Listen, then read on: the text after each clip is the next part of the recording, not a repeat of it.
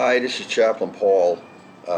Decided to make another video for my elected officials, whoever watches this, and be informed of basically what's happening in long-term care. Uh, so, in a lot of my other videos, I explain that I've been doing this a long time. 30 years I've been fighting this battle to improve the safety and quality of care in American long-term care and American health care. My parents were treated horribly before they died. They were taken advantage of, ripped off, we were lied to, and my family went through 4 years of living hell, all because we have a corrupt system, all because doctors like to cover their ass, excuse my language, uh, medical mistakes. They over-medicated my mother, causing her to have a heart attack, a slight stroke, slight heart attack, slight stroke, renal failure, kidney failure, all because they over-medicated her and didn't tell us.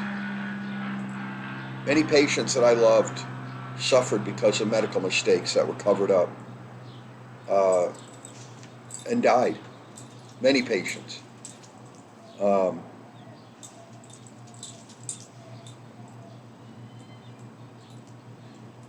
Sarah was a patient in the facility. She had a hernia, and she went over to the hospital next door for tests, and she was paralyzed from the waist down. Well, she was scrunched down in the bed, and the nurse and another person come in, and one got her by the ankles and the other got her under the arms, and they pulled in two different directions and broke vertebrae in her back. Not only that, they sent her back to the facility where she was in pain for over a month. They refused to give her a CAT scan. I requested CAT scans. They said, well, Sarah cries wolf, and we can't give a CAT scan every time a patient wants a CAT scan. Can you imagine? This happened nowadays. Well, it happened 12 years ago or more. The hospital didn't treat her. They sent her back to the facility so it'd make it look like that she got hurt at the facility. And she went down to finally she was in a hospital, and I signed on for temporary medical power of attorney. Against the church, believe it or not, against their advice. I did it because it was the right thing to do. And then she went down to another hospital off of 19th Avenue in Camelback, and I went down to see her. And when I got there was the surgeon and his secretary was there, and they when you have to have an operation, these surgeons come in like used car salesmen, and they pitch their goods, and you pick one of them, and then that's the one that does the surgery. And the guy was in the room, and the nurse there was very rude to Sarah, and she said, I can't breathe because of my hernia. And the doctor says, no, you can't breathe because they damaged vertebrae in your back. Well, I damn near almost hyperventilated. I had to leave the room. I could not believe that a hospital would do this. Injure a person and then not fix it, not address it, cover their ass, and send the patient back to the facility to make it look like it was the facility's fault. Not only that, the facility doesn't even address her pain and deal with the issue. And because I was on probation at the time, I went to my church, and they did nothing. I didn't know what to do. I was going to go to the media, and I thought if I went to the media, it'd be very easy for the powers that be to maybe put me back in prison because of violating HIPAA laws. So for the next few months, I would get up at 3 o'clock in the morning and pace the floor, wondering what to do, how to handle this. And, again, contacting our elected officials and not getting anywhere. Well, eventually, I had to leave the facility because my daughter was going through a divorce, and I had to deal with family issues. And I get a call from the coroner's office saying that Sarah had died, and she listed me as her only friend. And I told them, I go, it is an absolute disgrace what happened. You know, at one point we even got an attorney. The attorney came in, started to get the case going, and blew us off. Never talked to us again. That's the truth. I spent years contacting our elected officials, protesting, emailing, writing letters, meeting them down at the state capitol, meeting them at town halls and all this other malarkey, begging them to craft legislation that would better protect these people. No patient should have to wait more than 20 minutes to be changed. It's barbaric, it's inhumane, it causes very serious health problems, added complications, and it becomes life-threatening. Yes, bed sores are life-threatening. E. coli, MRSA, bloody blisters are all life-threatening if you have a compromised immune system. So, then about a year ago, 2 years ago, I find out the laws already exist. And again, I'll put them below with a few other of my videos. The laws already exist, constitutional laws, not under just the Ninth Amendment. There's 5 amendments, believe it or not, that's covered. That no patient should have to wait hours to be changed. No patient should have to live in fear of being raped and beaten to death, abused, neglected, talked rudely to, not given the proper medication, being blackmailed if they speak out. They're not going to get their medication on time. There are federal laws to protect these people that are being ignored and not enforced in the state of Arizona. Why? Then that was the next question. Why? How could this be? Here are the laws. Here are the rights that we have that have been in existence for decades, and yet they're being ignored and not enforced in the state of Arizona. What's going on here? There's something radically wrong with this equation, especially when our elected officials take an oath of office, swear a solemn oath of office to defend our rights and to make sure laws are enforced, and they're not doing it. What's happening? Well, I found that out too. There's mosquitoes out here. What happened was they changed the statute. There's 2 statutes that they changed. The first one was long-term care lawsuits are no longer being awarded attorney's fees. The attorneys will take the big cases that they know they could win, but they're not going to take the smaller cases, bed sores, rashes, infections, bloody blisters, E. coli, MRSA, that was treated and now was taken care of. They're not going to take those cases. Why? Because there's not enough money in it. Back in the day, you could sue, get 10 or 20 grand, and then get awarded attorney's fees, which should be 30 or 40,000. If you take the attorney's fees out of the equation, then no attorney's going to take the case. There's not enough money in it. Or let's face it, what are they going to do? They're going to sue, and the attorney's fees are 40 grand, and they get the lawsuit pays 20 grand. The attorney's not going to do that. And then what? The attorney gets all the money, and the patient gets nothing. The family members get nothing. So no, they don't take the case. How do I know they don't take the case? Because we've had attorneys. We've called attorneys. Patients' family members have dealt with attorneys, and they'll sit there and look at the case and say, yeah, I could win this, but I'm not taking the case. Why? Because the parent company's worth billions of dollars, and they'll just outspend us. And then they changed the other statute where abuse is no longer under the jurisdiction of the Attorney General.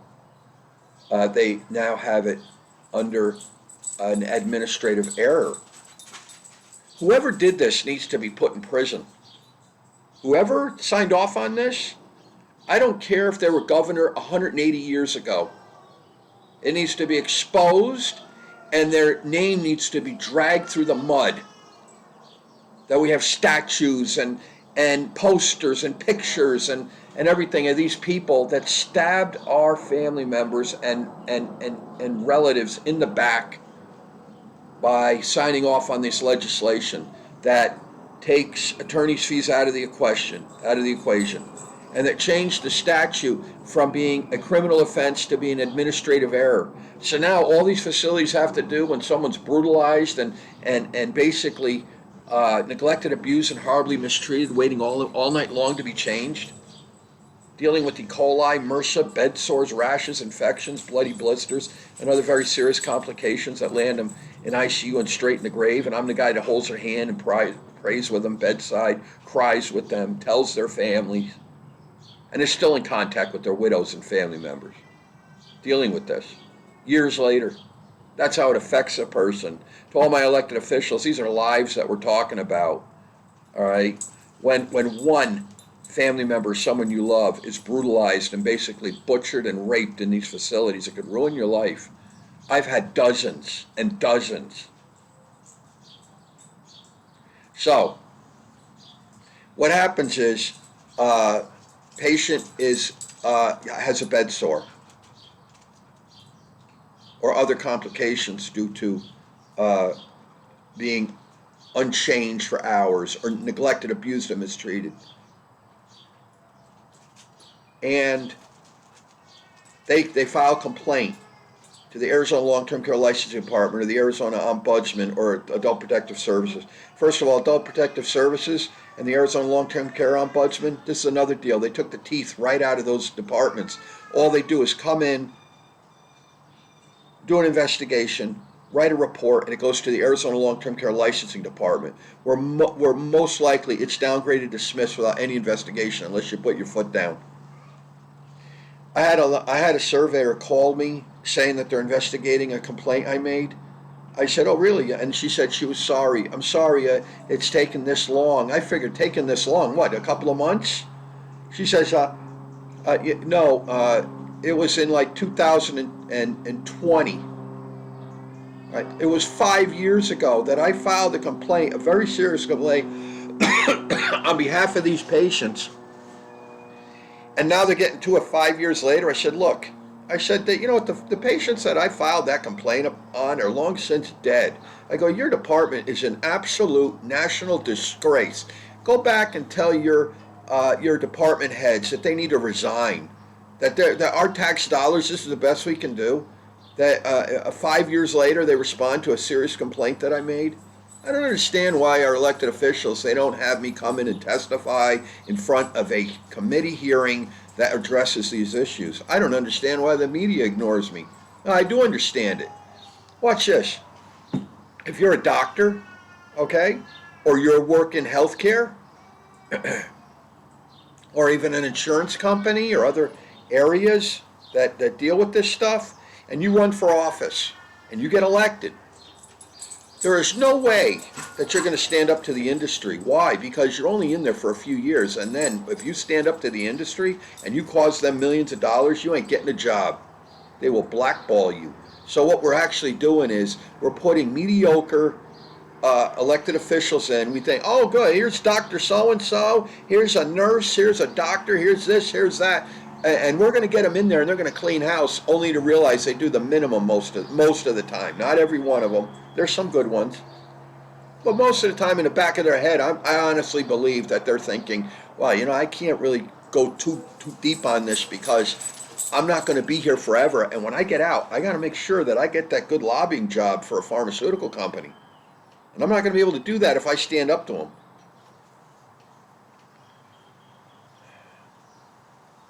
An administrative error. So what do? All they have to do is write out paperwork addressing the issue, send it over to the Arizona Long-Term Care Licensing Department, okay, and say that they're going to address the issue, and that's it. Okay, that's fine. Meanwhile, the patients are in their pea-soaked bed all night going into hypothermia. Patients that I loved, okay, and are still in there.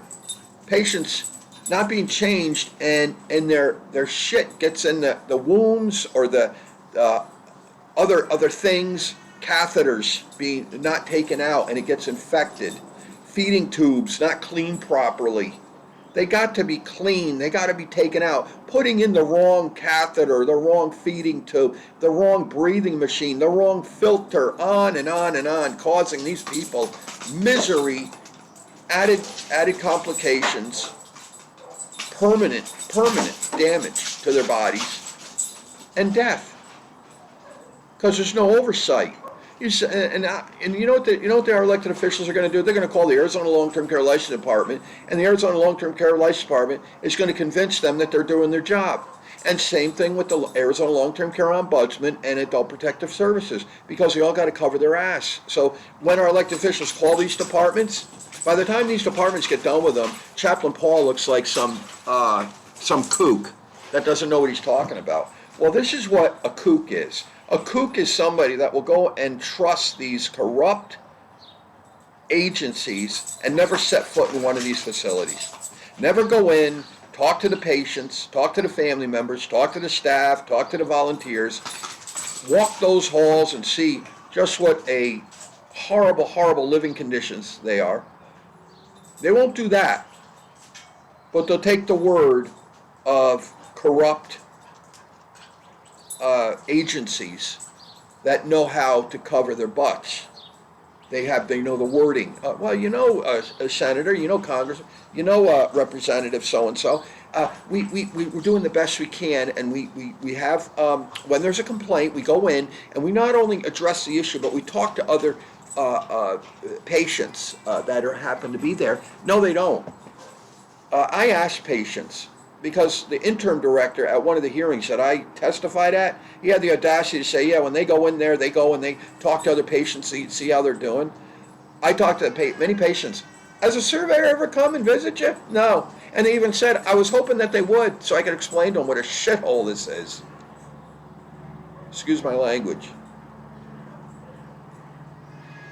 If you are the chair of the Judiciary Committee, Health and Human Services committees, okay, or any other committee that is charged with protecting these people, reining in these departments, calling in witnesses, having public hearings, town hall meetings, strengthening our rights, publicly demanding that our rights be defended and laws that protect these people be enforced. If you are in that position and you're not doing it, dragging your feet, doing the minimum, going to corporate gatherings and special events and going to parades and other just going out and going to carnivals and things like that to make it look like that you're doing a great job, you need to resign, because that's not what you were elected for.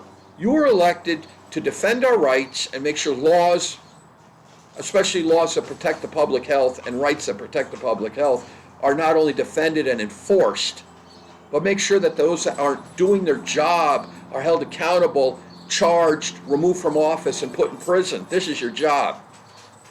And you're not doing it because you're not being held accountable. Nobody's holding you accountable. Well, guess what? God is going to hold you accountable.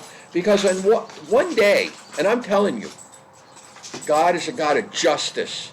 He's going to strip away your power, your health, your wealth, and he will put you or someone you love in those beds, and you will be meant to feel the same horror and pain and misery that these poor people are going through. And I have Bible stories, verses, truths to back that up. Read about Paul, the Apostle Paul. The Apostle Paul was a Pharisee that hunted and arrested, had Christians stoned, beaten, put in prison. All right, Christians. The Apostle Paul, when he was a Pharisee before he was converted on the road when he was on the road to Damascus, he was converted. He had a direct encounter with the Lord, and the Lord blinded him for 3 days to show him that he needs to focus on God and do what God says, because there's serious consequences when you don't. Well, what happened when Paul converted? Was his life hunky-dory? Did he get the boat and the house? Did he get the wealth? Did he get comforts beyond his wildest dreams, because now he turned his life over to Christ and repented? Well, he's going to heaven, but he still had to be held accountable here on earth for all the pain and suffering that he turned a blind eye to and caused others. So here's what happened to Paul. He was stoned twice, beaten with rods, I think 3 times, with rods, beaten, okay? Run out of town, bit by a viper, hunted, imprisoned, and beheaded. Paul, the Christian, the man that wrote most of the New Testament. He wasn't elevated to kingship and was treated like a king with all of his wishes fulfilled and all of his needs met as people come around him and wait on him night and day, and as he has a pot of gold and silver next to him. That did not happen. He was held accountable for all of the pain and suffering that he caused others and turned a blind eye to while he was a Pharisee. Why? Because God is a God of justice, and he says, vengeance is mine, saith the Lord. And all those people that are elected officials and other state agencies and even us are turning a blind eye to, they have their day in court. And when we just look the other way and we don't contact our elected officials and we don't demand that laws that protect these people be enforced and our rights be protected, then we become the next victims in those beds for doing very little, looking the other way, thinking it'll never happen to us. Who cares about those people? They're not my family. I just need to I just want to be left alone. Go to work, make my money, make my investments, so I could sit on the beach one day, fish all day, drink beer, smoke pot, and live a life of liege. Well, life is not like that. It's not like that at all. Anyway, I'm out of time. Have a very blessed day. Pastor Sean always used to say this, Jesus loves you, and so do I. Be a person of integrity. Be a person that places service above self and reaching out and helping others for the glory of God. Be a person that be the good Samaritan by risking their lives to help others, by treating others as you would want to be treated. Love the Lord your God with all your heart, soul, strength, and mind, and love thy neighbor as thyself. Be like that, okay? Try it. Just give it a shot, okay? And remember, Jesus loves you, and so do I.